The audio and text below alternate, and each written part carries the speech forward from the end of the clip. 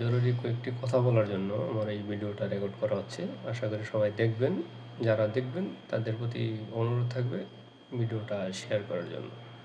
বাংলাদেশে আসলে খোঁজুকে বাঙালি মিডিয়াতে অপপ্রচার চালানোর সর্বশ্রেষ্ঠ জাতি হচ্ছে বাঙালি জাতি।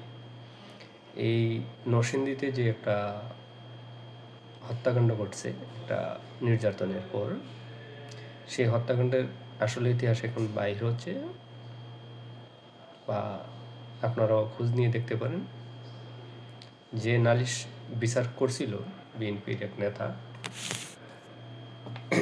কেন বলছিল যে এলাকা ছেড়া চলে যেতে, এই বিষয়টা কোনো মিডিয়াতে মানে চিন্তাও করে নাই। অবশ্যই কোনো খারাপ কাজ আছিল, তাই ওই যে মেয়েটা নিহত হয়েছে সে মেয়ের বাবাকে বলছে এলাকা ছেড়ে চলে যেত।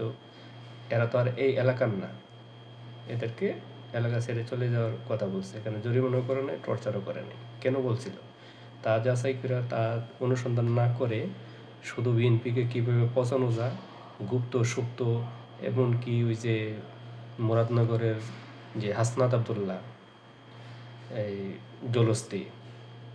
জলস্তি সহ মানে আলটিমেটাম দিয়ে আসামি ধরার জন্য। তা আমি জলস্তিকে বলবো, তুই এখন খবর নিয়ে দেখ যে এই আসলে এখানে হত্যাকাণ্ড ঘটছে না হত্যাকাণ্ড ঘটায়া ইতিহাস কাহিনী সৃষ্টি করার চেষ্টা করছে। তো সবাইকে অনুরোধ করব, বাংলাদেশের আইনশৃঙ্খলা স্থিতিশীল রাখার জন্য, বাংলাদেশের উন্নয়নের জন্য, বাংলাদেশের শান্তির জন্য আপনারা খবর প্রচার করতে একটু চিন্তা ভাবনা করে সেটা খবরটা প্রচার করবেন। এবং যারা দেশবিরোধী গুপ্ত, তারা তো তারার কাজ অবশ্যই করবে। তারা শুধু দলের বিরুদ্ধে না, তারা দেশের বিরুদ্ধে কর্মকাণ্ড করবে, ব্যক্তির বিরুদ্ধে কর্মকাণ্ড করবে, শুধু এদের নিজের ব্যক্তির লাভের জন্য। এদের সাথে তো তুলনা নাই। তা আমি সবাইকে অনুরোধ করবো, যারা দেশপ্রেম আছে, যারা দেশে শান্তি চান, দেশে আইনশৃঙ্খলা স্থিতিশীল চান, দেশের উন্নয়ন চান, সকলের কল্যাণ চান, তারা আল্লাহর রাস্তে যে কোনো ধরনের খবর চোখের সামনে ঘটছে সেইটাও যাচাই করবেন, কেন ঘটলো, ঠিক আছে? যাচাই করে তারপরে প্রচার করবেন, যা করার করবেন।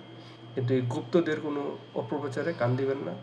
দেশ অশান্তি করার জন্য গুপ্তরা চেষ্টা করবেই, কারণ দেশে অশান্তি থাকলে গুপ্তদের জন্য, স্বাধীনতা বিরোধীদের জন্য সুবিধা। তো দেশে কল্যাণ থাকলে, দেশে কল্যাণ হলে, দেশে আইনশৃঙ্খলা বাহিনী যদি শৃঙ্খলার ভিতরে রাখার চেষ্টা করে, তাহলে এদের শান্তি নেই, ঠিক আছে? সো সবাই সতর্ক থাকবেন, গুজবে কান দিবেন না। চোখের সামনে ঘটছে, তারপরও সেটা চেষ্টা করবেন কেন ঘটলো, কোন কারণে ঘটলো, পিছনে কী কারণ আছে। ভালো থাকবেন সবাই, আল্লাহ হাফিজ।